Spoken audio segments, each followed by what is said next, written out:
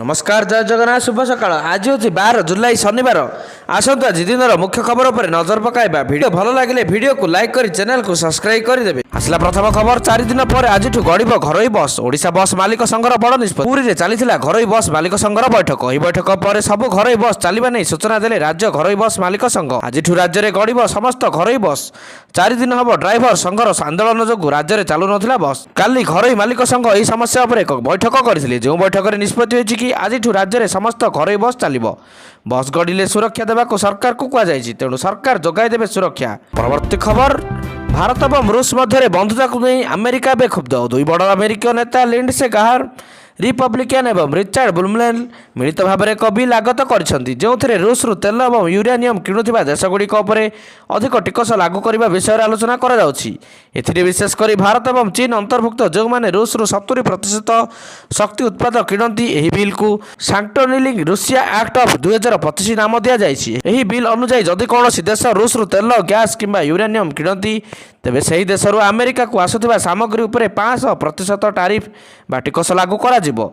अमेरिकीय नेता रिचार्ड ब्लुमेल कहते हैं निष्पत्ति जहाद्वारा विश्व शक्ति रूस उपर निर्भर न करे और यूक्रेन युद्ध पर रूस को दंडित करा जाई परिबो। परवर्ती खबर ओडिशार रेल भित्तिभूमि विकास पर एक बड़ पदक्षेप केंद्र रेल मंत्री अश्विनी वैष्णव कटक नेरुगुंडी चतुर्थ लाइन 15.99 किलोमीटर और निर्गुंडी एक रेल फ्लाईओवर पर 802.9 कोटी टंका प्रकल्प को मंजूरी देइछन्ति। एही प्रकल्प हावड़ा चेन्नई मुख्य लाइन और कटक पारादीप रूट्रे ट्रेन चलाचल क्षमता और दक्षता वृद्धि करिबो। कटक निर्गुंडी हावड़ा चेन्नई उच्च घनत्व नेटवर्क एचडीएन अंश पारादीप बंदर आसुथिबा ट्राफिक कटक मुख्य लाइन सह मिशुथिबारु एही रूट्रे जाम लागि रहउछि। पूर्वतट रेलबाईर यह प्रकल्प भारतीय रेलबाईर अत्यंत व्यस्त करिडोर रे आधुनिकीकरण और दक्षता वृद्धि पर एक महत्वपूर्ण पदक्षेप। बंद हेबनी ड्राइवर स्टीयरिंग छाड़ आंदोलन बंद हेबनी बोली कहले ड्राइवर संघ सभापति प्रशांत मेंडुली। एमितिरे 4 दिन हम निज दाबी पूरण नहीं आंदोलन करुछन्ति ड्राइवर महासंघ। यही आंदोलन आगक एहीपरि जारी रहिबो बोली ड्राइवर महासंघ चेतई दैछन्ति। स्टीयरिंग छाड़ आंदोलन सेते दिन जाए चालू रहिबो जेते दिन जाए सरकार एथिरे निज हस्तक्षेप न करती किंबा ड्राइवर मानक दाबी पूरण न होईछि। जदि सरकार लिखित प्रतिश्रुति दियंती ताहले जाई आंदोलन ओहरिबु बोली कहछन्ति ड्राइवर संघ सभापति प्रशांत मेंडुली। केवल सेतिकि नुहे आंदोलन में सामिल होगा 30टी जिलार ड्राइवर को अनुरोध करछन्ति। मेंटुली कहते राजरास्त विशृंखला किंबा गाड़ी अटकाइले सरकार एक्शन नहीं पारती। तेणु आम शांतिपूर्ण धारणा बसबू है आंदोलन बंद हम ना।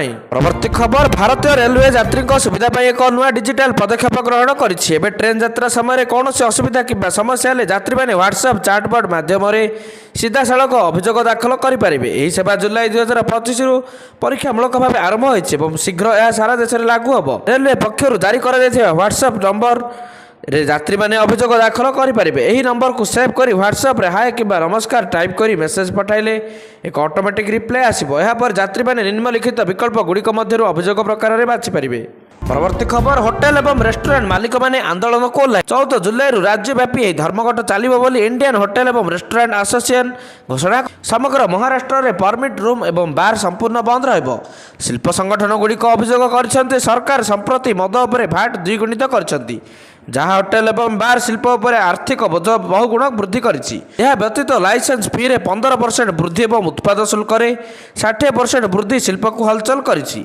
एएचएआर एवं अन्य संगठन गुड़िक कहते टिकस वृद्धि केवल व्यवसाय पर क्षतिकारक नुहे बरं छोट और मध्यम होटेल एवं बार अस्तित्व में सीधा सड़क विपद पलटि।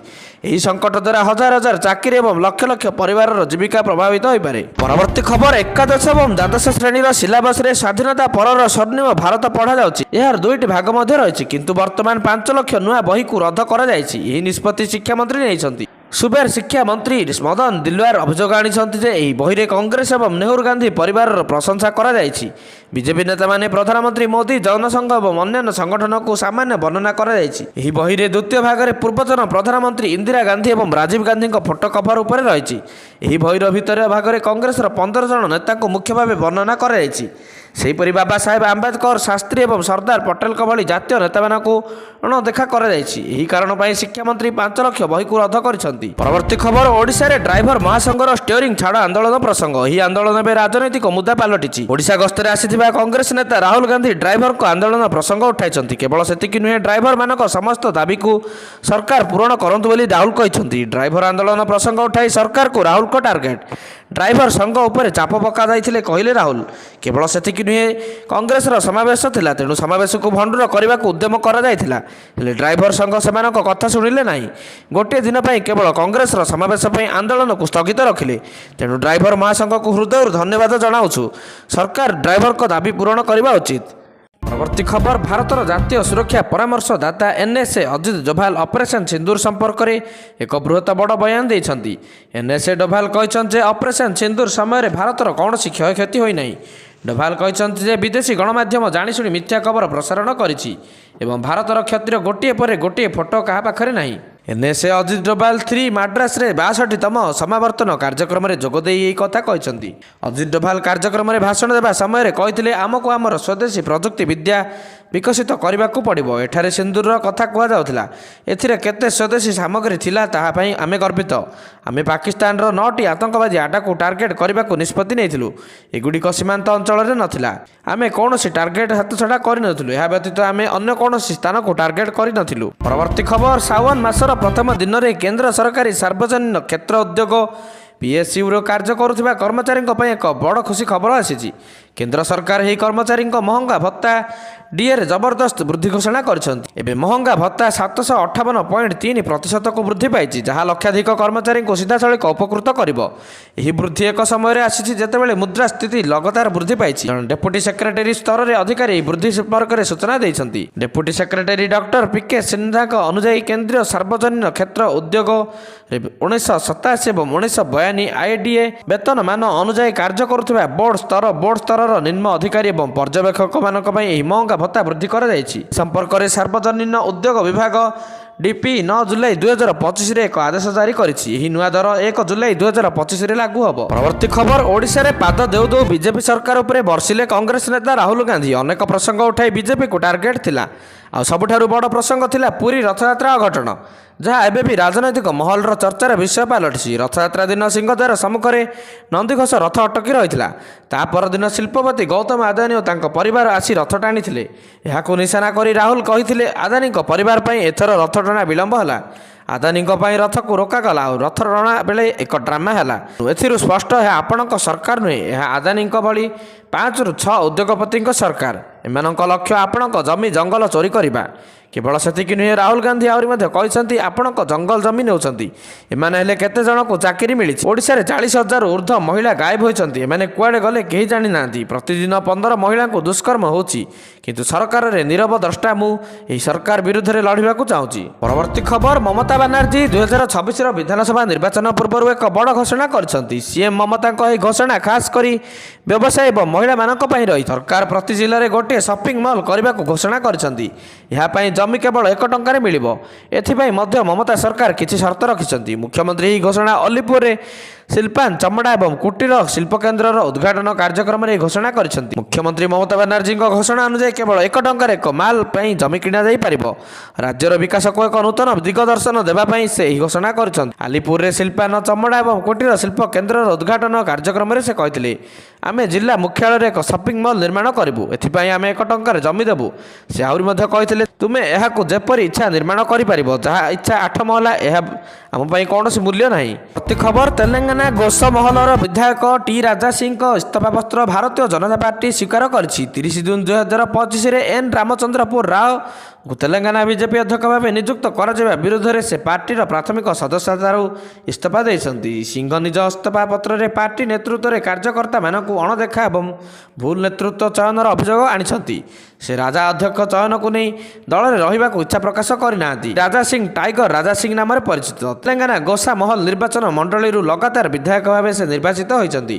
ରାଜା ସିଂ 2014, 2018 ଏବଂ 2023ରେ ତେଲେଙ୍ଗାନା ବିଧାନସଭା ନିର୍ବାଚନରେ ବିଜୟ ହାସଲ କରିଛନ୍ତି। ପ୍ରତି ଖବର, ନାସାର ଏକ ଗୁରୁତ୍ୱପୂର୍ଣ୍ଣ ଉଦ୍ଭାବନ ବିଶ୍ୱର ପ୍ରାୟ 10% ଜନସଂଖ୍ୟାକୁ ପ୍ରାକୃତିକ ବିପଦରୁ ରକ୍ଷା କରିବାରେ ସାହାଯ୍ୟ କରିପାରେ।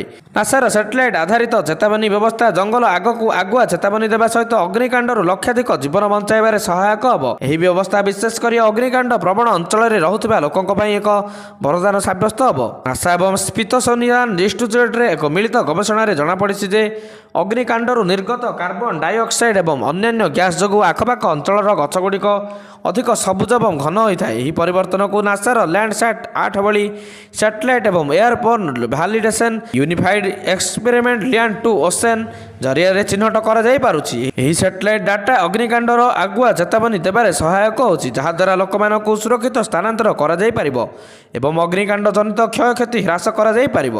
ପରବର୍ତ୍ତୀ ଖବର ଗ୍ରୁପ୍ କ୍ୟାପ୍ଟେନ୍ ଶୁଭ୍ରାଂଶୁ ଶୁକ୍ଲା ଜୁଲାଇ 14 ତାରିଖରେ ଅନ୍ତର୍ଜାତୀୟ ମହାକାଶ ଷ୍ଟେସନରୁ ତାଙ୍କର ପ୍ରତ୍ୟାବର୍ତ୍ତନ ଯାତ୍ରା ଆରମ୍ଭ କରିବାକୁ ଯାଉଛନ୍ତି। 14 ଦିନର ଯାତ୍ରା ଭିତରେ ଘରକୁ ଫେରିବା ପୂର୍ବରୁ ସେ ଏବଂ ଅନ୍ୟକୁ ସଦସ୍ୟମାନଙ୍କୁ ପାର୍ଟି କରୁଥିବାର ଦେଖିବାକୁ ମିଳିଛି, ଯାହାର ଫଟୋ ଏବେ ISSରୁ ଦେଖାଯାଇଥିଲା, ଯେଉଁଥିରେ ଶୁକ୍ଲା ଏବଂ ତାଙ୍କ ସାଥୀମାନେ ଶୂନ୍ୟ ଗୁରୁତ୍ୱାକର୍ଷଣରେ ଭାସୁଥିବାର ନଜର ଆସିଥିଲେ। ଏହା ସହିତ ଖାଦ୍ୟର ମଜା ନେବା ସହ ହସୁଥିବାର ଦେଖିବାକୁ ମିଳିଥିଲା। ତେବେ ଶୁକ୍ଲା ଏବଂ ତାଙ୍କର ଅନ୍ୟ 3 ଜଣ ସଦସ୍ୟଙ୍କ ପ୍ରତ୍ୟାବର୍ତ୍ତନ ଯାତ୍ରା ଜୁଲାଇ 14ରେ ଆରମ୍ଭ ହେବ ବୋଲି ଗତକାଲି ସନ୍ଧ୍ୟାରେ ନାସା ଘୋଷଣା କରିଛି। ପରବର୍ତ୍ତୀ ଖବର ଛତିଶଗଡ଼ରେ ଭୁଷୁଡୁଛି ମାଓଗଡ଼। ମାଲକାନଗିରି ସୀମାନ୍ତ ଛତିଶଗଡ଼ ସୁକୁମାରେ ଧରା ପଡ଼ିଲେ 6 ଜଣ ହାର୍ଡକୋର ମାଓବାଦୀ। ଏହା ସହ ଦନ୍ତେୱାଡ଼ାରେ 12 ମାଓବାଦୀ କରିଛନ୍ତି ଆତ୍ମସମର୍ପଣ। କମ୍ବିଂ ଅପରେସନ ବେଳେ ପୋଲିସକୁ ବଡ଼ ସଫଳତା ମିଳିଛି। କୋଣ୍ଟା ଥାନା ଅଞ୍ଚଳରୁ 2 ଜଣ ଓ ବେଜି ଥାନା ଅଞ୍ଚଳରୁ 4 ଜଣ ମାଓବାଦୀଙ୍କୁ ଗିରଫ କରାଯାଇଛି। ମାଓବାଦୀମାନେ କମ୍ବିଂ ଅପରେସନ ବେଳେ ସୁରକ୍ଷା କର୍ମୀଙ୍କୁ ବଡ଼ କ୍ଷତି ପହଞ୍ଚାଇବାକୁ ଯୋଜନା କରିଥିଲେ। ସେମାନଙ୍କଠାରୁ 3 କେଜିର ଟିଫିନ୍ ବୋମା ଓ 5ଟି ଡେଟୋନେଟର ତାର ଇତ୍ୟାଦି ଜବତ କରାଯାଇଛି। ଗିରଫ ହୋଇଥିବା ମାଓବାଦୀଙ୍କ ନାଁରେ 2 ଲକ୍ଷ ଟଙ୍କାର ପୁରସ୍କାର ରାଶି ଘୋଷଣା ହୋଇଥିଲା। ପରବର୍ତ୍ତୀ ଖବର ବ୍ରାଜିଲ ପରେ ଆମେରିକା ରାଷ୍ଟ୍ରପତି ଡୋନାଲ୍ଡ ଟ୍ରମ୍ପ ମଧ୍ୟ କାନାଡା ଉପରେ ଟାରିଫ ଲାଗୁ କରିଛନ୍ତି। ଟ୍ରମ୍ପ ଗୁରୁବାର ଘୋଷଣା କରିଛନ୍ତି ଯେ କାନାଡାରୁ ଆମଦାନୀ ହେଉଥିବା ସାମଗ୍ରୀ ଉପରେ 35% ଟିକସ ଲାଗୁ କରାଯିବ। ଏ ସମ୍ପର୍କରେ ସୋସିଆଲ ମିଡିଆରେ ଏକ ପୋଷ୍ଟ ସେୟାର କରାଯାଇଛି। ଏହି ଶୁଳ୍କ 1 ଅଗଷ୍ଟ 2025ରୁ କାର୍ଯ୍ୟକାରୀ ହେବା ନେଇ କୁହାଯାଇଛି। ଟ୍ରମ୍ପ ଏହାକୁ କାନାଡା ଉପରେ ଏକ ପ୍ରତି ଆକ୍ରମଣ ବୋଲି କହିଛନ୍ତି। ସେହି ଶୁଳ୍କକୁ ବାଣିଜ୍ୟରେ ସମ୍ମୁଖୀନ ହେଉଥିବା ସମସ୍ୟାର ପ୍ରତିକ୍ରିୟା ବୋଲି କହିଛନ୍ତି। ତାର ସନ୍ଧ୍ୟାରେ ଏକ ଚିଠି ଜାରି କରି ଟ୍ରମ୍ପ କାନାଡା ପ୍ରତି ନିଜର ଅସନ୍ତୋଷ ପ୍ରକାଶ କରିଥିଲେ। ସେ ଚିଠି ମାଧ୍ୟମରେ କହିଥିଲେ, ଆମେ କାନାଡା ସହିତ ବାଣିଜ୍ୟ ଜାରି ରଖିବୁ, କିନ୍ତୁ ଏବେ ନୂତନ ନିୟମ ଅନୁଯାୟୀ ବାଣିଜ୍ୟ କରାଯିବ। କାନାଡା ଆମର ଦୁଗ୍ଧ ଚାଷୀମାନଙ୍କ ଉପରେ 40% ଟିକସ ଲାଗୁ କରେ। ପରବର୍ତ୍ତୀ ଖବର ଦିନିକିଆ ଓଡ଼ିଶା ଗସ୍ତରେ ଆସିଥିଲେ କଂଗ୍ରେସ ନେତା ରାହୁଲ ଗାନ୍ଧୀ। ଆଉ ଭୁବନେଶ୍ୱରରେ ଏକାଠି ହୋଇଥିଲେ କଂଗ୍ରେସର ହଜାର ହଜାର ସମର୍ଥକ। ଆଉ ଏହି କାର୍ଯ୍ୟକ୍ରମର ମୂଳ ସ୍ଲୋଗାନ ରହିଛି ସମ୍ବିଧାନ ବଞ୍ଚାଅ। ତେଣୁ ବିଜେପି ସରକାରକୁ ବିଭିନ୍ନ ପ୍ରକାରର ପ୍ରସଙ୍ଗ ଉଠାଇ ଘେରିଛନ୍ତି କଂଗ୍ରେସ ଯୁବରାଜ ରାହୁଲ ଗାନ୍ଧୀ। ଆଉ ସେପଟେ ରାହୁଲଙ୍କ ଭାଷଣକୁ ନେଇ ରାହୁଲଙ୍କୁ କଡ଼ା ଜବାବ ଦେଇଛି ବିଜେପି ନେତା ଜୟନାରାୟଣ ମିଶ୍ର। ଜୟନାରାୟଣ କହିଛନ୍ତି, ସମ୍ବିଧାନକୁ ଆମେ ବଞ୍ଚାଉଛୁ, ହେଲେ କଂଗ୍ରେସ ସମ୍ବିଧାନକୁ ଧର୍ଷଣ କରିଥିଲା। ଯେତେବେଳେ କଂଗ୍ରେସ ସରକାର ଥିଲା ସେତେବେଳେ 370 ଧାରା ଲଗାଇ ରାଜ୍ୟ ଭିତରେ ପାର୍ଥକ୍ୟ ଆଣିଥିଲେ, ହେଲେ ଆମ ସରକାର ଆସିବା ପରେ ଏହି ଧାରାକୁ ଉଠାଇ ବିଜେପି ସରକାର ସମାନତା ଆଣିଛି। ରାହୁଲଙ୍କ ଭାଷଣରେ କୌଣସି ତଥ୍ୟ ନାହିଁ, ପଞ୍ଚାୟତ ସ୍ତରର ନେତା ଭାଷଣ ଦେଲା ଭଳି ଲାଗିଲା। ପରବର୍ତ୍ତୀ ଖବର ଉଦ୍ୟୋଗପତି ଅନିଲ ଅମ୍ବାନୀଙ୍କୁ କାନାଡା ବ୍ୟାଙ୍କ ପକ୍ଷରୁ ଏକ ବଡ଼ ଆଶ୍ୱସ୍ତି ମିଳିଛି। ବ୍ୟାଙ୍କ ଗୁରୁବାର ଦିନ ବମ୍ବେ ହାଇକୋର୍ଟକୁ ସୂଚନା ଦେଇଛି ଯେ ଅନିଲ ଅମ୍ବାନୀଙ୍କ କମ୍ପାନୀ ରିଲାଏନ୍ସ କମ୍ୟୁନିକେସନ୍ ସହ ଜଡ଼ିତ ଋଣ ଖାତାକୁ ଠକେଇ ବୋଲି ଘୋଷଣା କରିଥିବା ନିଷ୍ପତ୍ତିକୁ ସେ ପ୍ରତ୍ୟାହାର କରିନେଇଛି। ଏହାପରେ ଜଷ୍ଟିସ୍ ରେବତୀ ମୋହିତ ତରେ ଏବଂ ଜଷ୍ଟିସ୍ ନୀଲା ଗୋଖଲେଙ୍କ ଡିଭିଜନ ବେଞ୍ଚ ଅମ୍ବାନୀଙ୍କ ଦାୟର କରିଥିବା ଆବେଦନକୁ ନିଷ୍ପତ୍ତି କରି କହିଛନ୍ତି ଯେ ଏହି ମାମଲାରେ ଆଉ କିଛି ବାକି ନାହିଁ। କୋର୍ଟ ନିର୍ଦ୍ଦେଶ ଦେଇଛି ଯେ ଏହି ପ୍ରତ୍ୟାହାର ନିଷ୍ପତ୍ତି ଭାରତୀୟ ରିଜର୍ଭ ବ୍ୟାଙ୍କ RBIକୁ ଜଣାଇ ଦିଆଯାଉ। ଆଜିର ଶେଷ ଖବର ପଶ୍ଚିମବଙ୍ଗରେ ଦଳୀୟ ନେତାଙ୍କ ଉପରେ ଆକ୍ରମଣ ଖବର ସାଧାରଣ ହୋଇଯାଇଛି। ପ୍ରତିଦିନ ଏପରି ମାମଲା ସାମ୍ନାକୁ ଆସୁଛି।